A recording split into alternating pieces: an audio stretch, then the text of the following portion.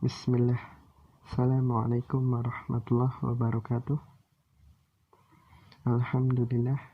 Alhamdulillahilladzi at'amana bini'matil Islam wal iman wal ihsan. Wassalatu wassalamu ala khairil anam Rasulullah Muhammad sallallahu alaihi wasallam wa ala alihi wa ashabihi wa man tabi'ahum bi ihsanin ila yaumiddin. Amma ba'd.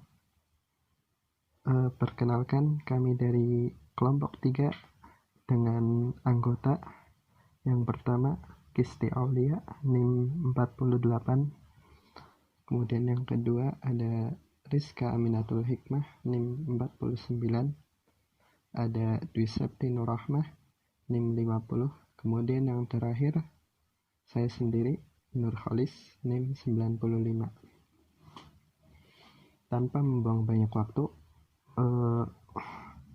kita langsung saja ke pembahasan materi yang pertama yang akan dijelaskan oleh saudari Kisti Aulia.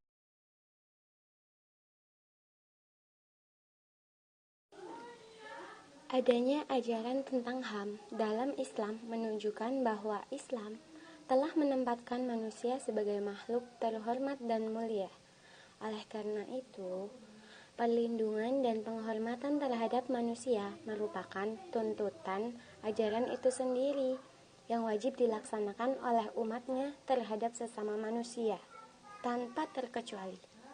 Hak-hak yang diberikan Allah itu bersifat permanen, kekal, dan abadi, serta tidak boleh dirubah atau dimodifikasi.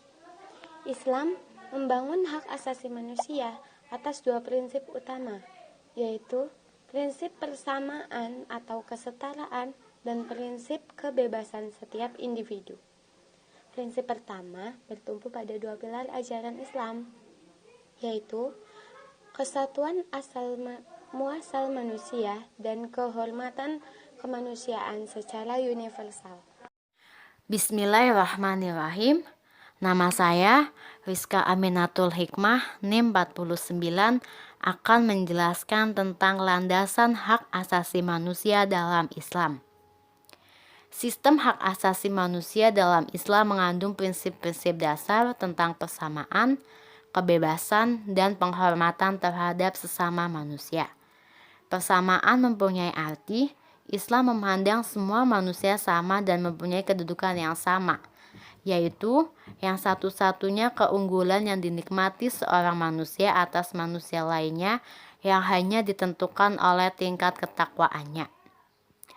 Pada dasarnya, hak asasi manusia dalam Islam terpusat pada 5 hal pokok yang terangkum dalam Al-Dururiyat Al-Khamsah atau yang disebut juga Al-Huquq Al-Insaniyah fi Al-Islam, yaitu hak-hak asasi manusia dalam Islam. Kemudian konsep ini mengandung 5 hal pokok yang harus dijaga oleh setiap individu. Yang pertama, hifdzu al-din, yaitu penghormatan atas beragama. Yang kedua, hifdzu al-mal, yaitu penghormatan atas harta benda. Yang ketiga, hifdzu al-nafwa al-id, yaitu penghormatan atas jiwa, hak hidup, dan kehormatan individu. Yang keempat, hifdzu al-aql, yaitu penghormatan atas kebebasan berpikir. Yang kelima, hifdzu al-nas, yaitu keharusan untuk menjaga keturunan.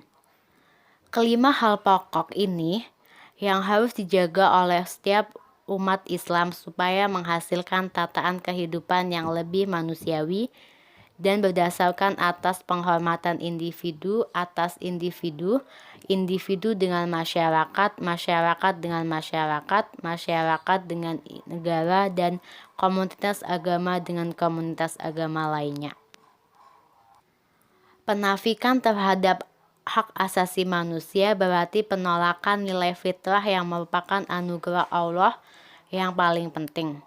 Sebab itulah Allah menyuruh manusia agar memusatkan perhatiannya pada fitrah itu. Fitrah itu di sini berarti agama yang lurus, yaitu agama Islam. Dalam Quran Surat Ar-Rum ayat 30. Ada 2 macam hak asasi manusia ditinjau dari paradigma hukuk al-ibad. Yang pertama, hak asasi manusia yang keberadaannya dapat diselenggarakan oleh suatu negara. Yang kedua, keberadaannya tidak secara langsung dapat dilaksanakan oleh suatu negara. Hak-hak yang pertama dapat disebut sebagai hak legal, sedangkan hak yang kedua dapat dilaksanakan sebagai hak-hak moral. Dengan kata lain, menurut pandangan Islam, setiap pelanggaran hak asasi manusia tidak hanya dipertanggungjawabkan di depan manusia, tetapi di akhirat juga akan dimintai pertanggungjawaban. Kemudian, landasan hak asasi manusia di dalam Al-Quran. Yang pertama, hak persamaan dan kebebasan dalam Quran Surat Al-Isra ayat 70, An-Nisa ayat 50, 105, 107, dan 135, serta dalam Surat Al-Mumahanah ayat 8. Yang kedua, hak hidup. Quran Surat Al-Maidah ayat 45 dan Al-Isra ayat 33. Yang ketiga, hak perlindungan diri dalam Quran Surat Al-Balad ayat 12-17 dan Quran Surat At-Taubah ayat 6. Yang keempat, hak kehormatan pribadi dalam Quran Surat At-Taubah ayat 6. Yang kelima, hak keluarga dalam Quran Surat Al-Baqarah ayat 221, Ar-Rum ayat 21, Al-Nisa ayat 1, dan At-Tahrim ayat 6.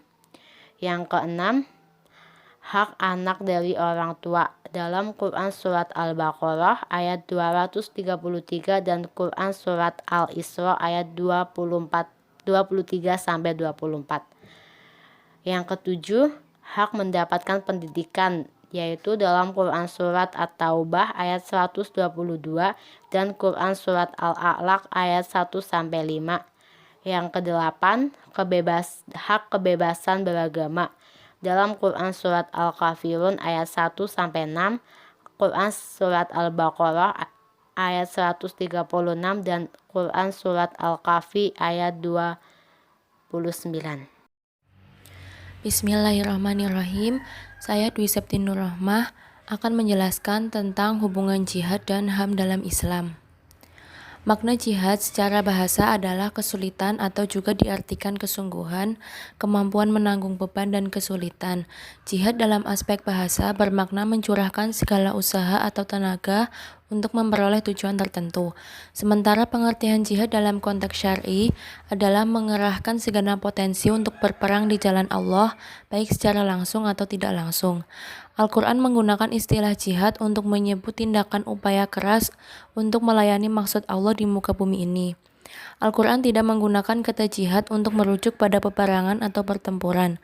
Di dalam Al-Quran diperintahkan kaum muslimin untuk memerangi mereka yang menyerang mereka dan agar tidak melampaui batas. Karena Allah tidak menyukai orang yang melampaui batas. Keutamaan lain dari jihad adalah dapat mengantarkan seseorang kepada tingkat kepribadian mukmin yang naik. Seseorang yang sanggup dan gemar melakukannya, maka semakin tinggi tingkat keimanan yang diperoleh. Sebaliknya, seseorang yang jarang dan tidak berani melakukan jihad, maka semakin lemah imannya. Al-Quran menyatakan bahwa orang-orang yang melakukan jihad di jalan Allah Ta'ala akan meraih predikat a'zamu darajah atau derajat yang tinggi, dan mereka tergolong kelompok peraih kemenangan. Ayatnya adalah wa ulaika humul faizun. Quran Surat At-Taubah ayat 20. Jihad pada dasarnya tidak diperintahkan jika bukan kepada orang yang beriman, karena orang berimanlah yang dapat menerima perintah jihad dengan baik. Di satu sisi, jihad merupakan implementasi keimanan seseorang, dan di sisi lain, iman juga menjadi landasan seseorang untuk berjihad. Pasang surut keimanan tergantung dengan kuantitas dan kualitas jihad yang dilakukan. Sebaliknya, kuantitas dan kualitas jihad seseorang tergantung dengan keimanannya. Sedangkan HAM itu sendiri merupakan kewajiban bagi negara atau individu yang tidak boleh diabaikan. Sebagai contoh, melalui jihad harta, seseorang dapat membersihkan harta kekayaannya melalui zakat dan infak, sehingga dapat memenuhi hajat orang lain dan dapat membantu kemaslahatan umum. Memperhatikan semua kepentingan-kepentingan seperti contoh di atas, maka semuanya merupakan bentuk dari jihad, yaitu jihad bil amal. Bismillah.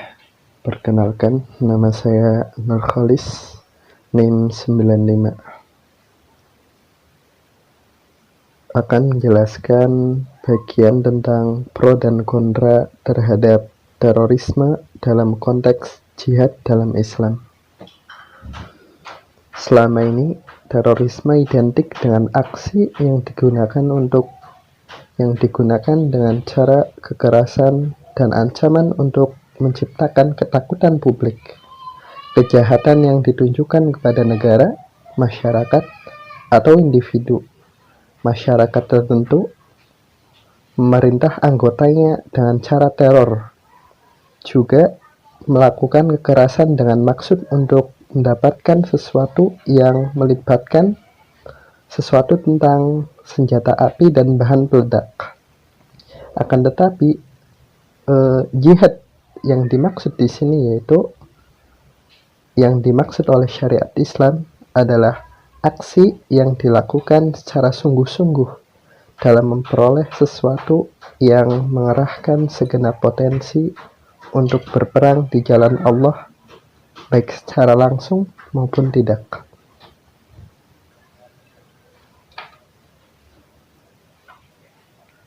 Orang-orang yang mendukung aksi terorisme kebanyakan adalah mereka yang sama sekali tidak paham tentang syariat Islam, atau bahkan mereka yang sungguh-sungguh memahami fakta bahwa terorisme yang mengatasnamakan Islam itu sifatnya adalah membunuh Islam secara perlahan.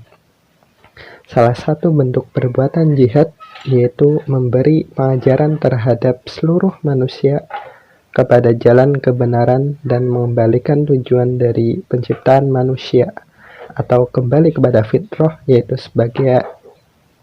sebagai khalifah di bumi. Di beberapa aksi teror yang sering kita dengar, kita sering disuguhkan bahwa aksi-aksi tersebut yaitu merupakan bentuk dari ajaran agama Islam. Akan tetapi dalam pelaksanaannya ternyata jauh menyimpang dari syariat Islam.